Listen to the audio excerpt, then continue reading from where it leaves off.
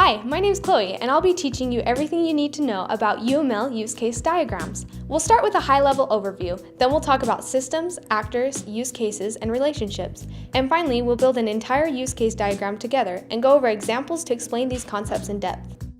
Have you ever had an idea that makes perfect sense in your head, but when you try to explain it to someone else, they're completely lost? Maybe your idea is for a new app, and every time you talk about it, people don't really understand how they'd interact with the app or what it would do. This type of scenario is where a use case diagram is very helpful. Here's a simple description of a use case diagram. First, it shows a system or application. Then it shows the people, organizations, or other systems that interact with it. And finally, it shows a basic flow of what the system or application does. It's a very high-level diagram and typically won't show a lot of detail, but it's a great way to communicate complex ideas in a fairly basic way. Before we really get into the tutorial, let's talk about how you're going to make a use case diagram. You can draw them out with pen and paper, but a diagramming application is going to be much easier.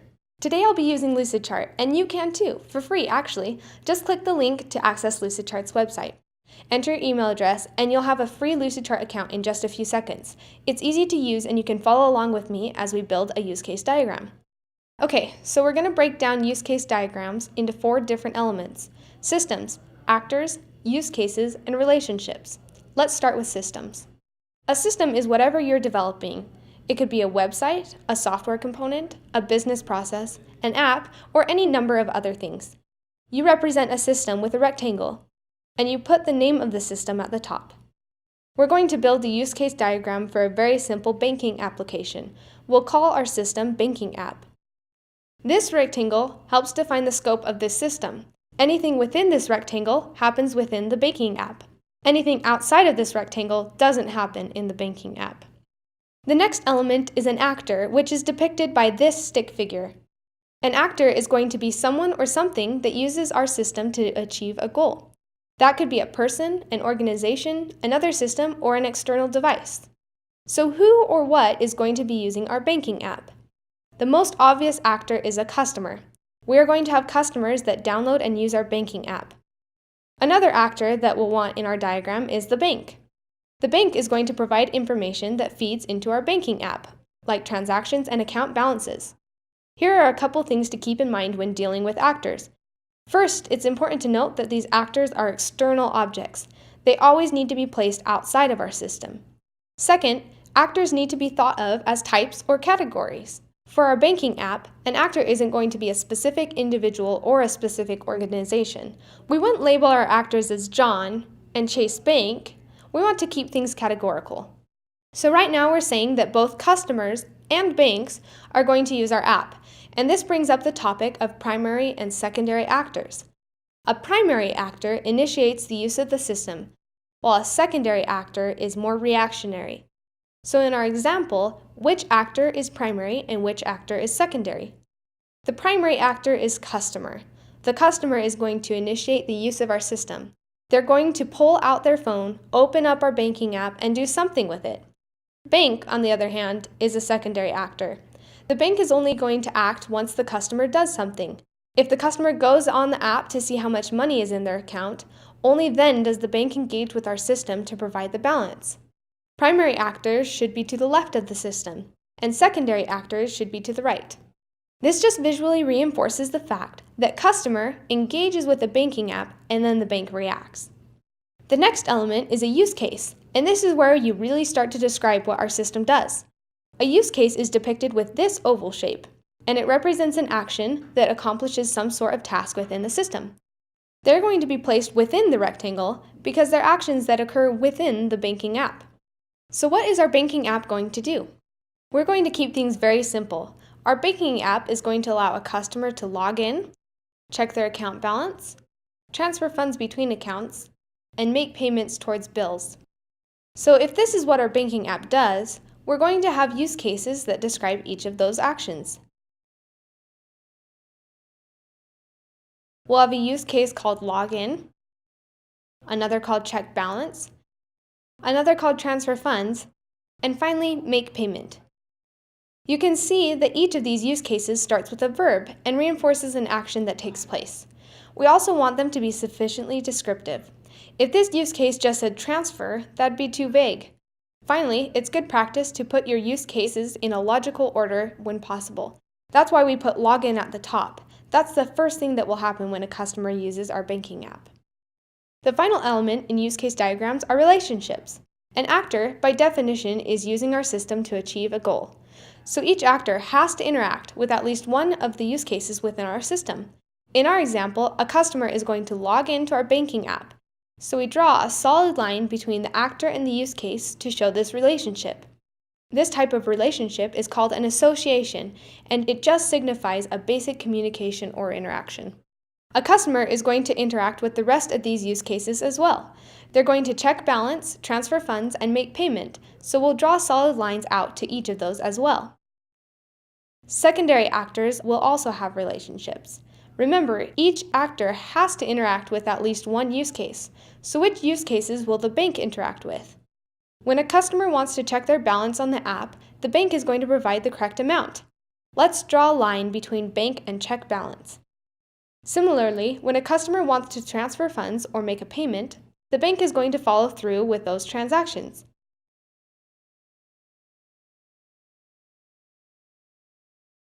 We don't need to draw a line to log in because that process happens within the banking app.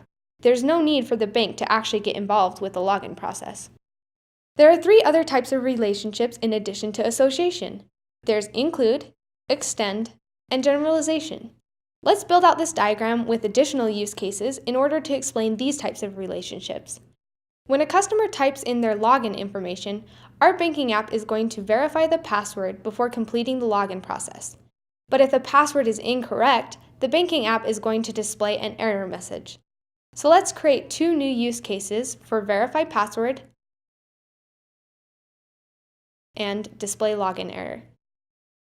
When a customer wants to transfer funds or make a payment, our banking app is going to make sure there's enough money to complete those transactions. So we'll also create another use case called verify sufficient funds. And finally, when a customer wants to make a payment, our banking app is going to give them the option of paying from either their checking account or their savings account. So we'll create two more use cases called pay from checking and pay from savings. Let's circle back to this verify password use case and talk about relationships again. How does verify password relate to the rest of the diagram? Neither of our actors are directly initiating this action. It's just immediately going to happen within our banking app every time there's an attempt to log in. This is an include relationship. An include relationship shows dependency between a base use case and an included use case. Every time the base use case is executed, the included use case is executed as well.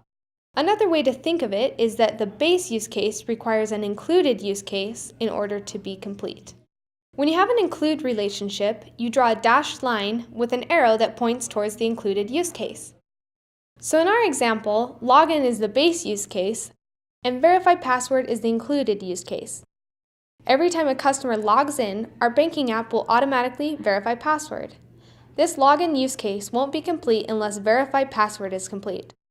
So we draw a dashed line with the arrow pointing towards the included use case, and we write include in double chevrons.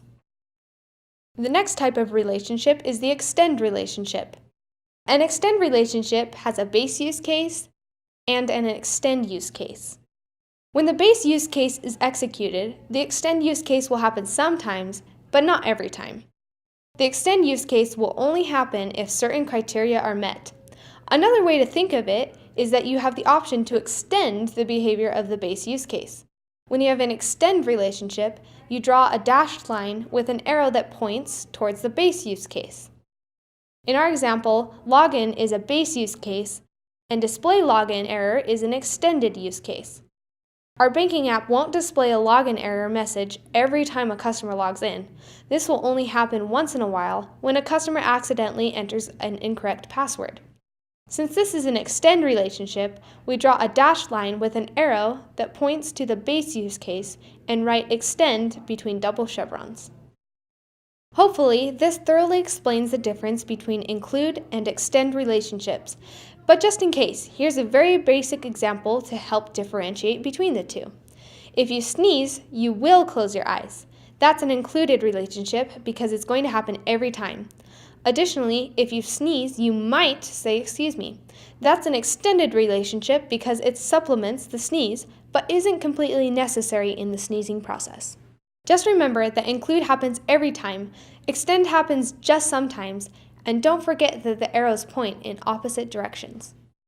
One quick thing to note is that multiple base use cases can point to the same included or extended use case. For example, both transfer funds and make payment are going to point to verify sufficient funds as an included use case. We want our banking app to make this check every time either of these base use cases occur. You don't need to duplicate the verify sufficient funds use case. The simpler your diagram, the better. The last type of relationship we'll discuss is generalization, also known as inheritance. When you make a payment from our banking app, you can do so from either your checking account or your savings account. In this scenario, make a payment is a general use case, and pay from savings and pay from checking are specialized use cases. You could also use the terms parent and children. Each child shares the common behaviors of the parent, but each child adds something more on its own. To show that this is a generalization, we draw this type of arrow from the children up to the parent. You can have generalizations on use cases like we have here. You can also have generalizations with actors. In certain scenarios, you might want to distinguish between a new customer and a returning customer. You can make them both children to a general customer actor, which would allow you to have certain behaviors or qualities unique to each of these children. One last shape that we'll quickly talk about is a use case with extension points. You can see an example here.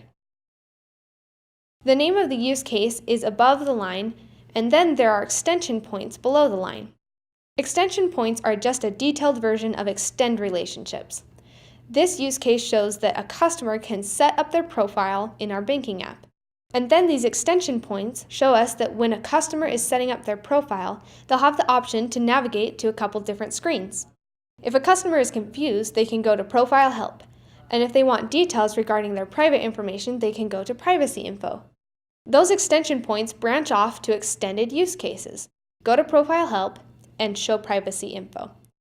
We can even add a note to show what sort of conditions would lead to these extension points. Now we have a complete use case diagram with various elements that help explain what our banking app does. This is a very basic example, but remember that even complex systems should be restricted to a simplistic visualization of functionality, behavior, and relationships. If you'd like to take a closer look at this example, click on the card in the upper right-hand corner. You'll find this exact banking app example plus several other examples and resources. Thanks for watching this tutorial on UML use case diagrams. Please subscribe to our channel to see more helpful tutorials. Leave a comment below if you have any thoughts or questions. And lastly, click here to try Lucidchart for free and start making your own UML diagrams.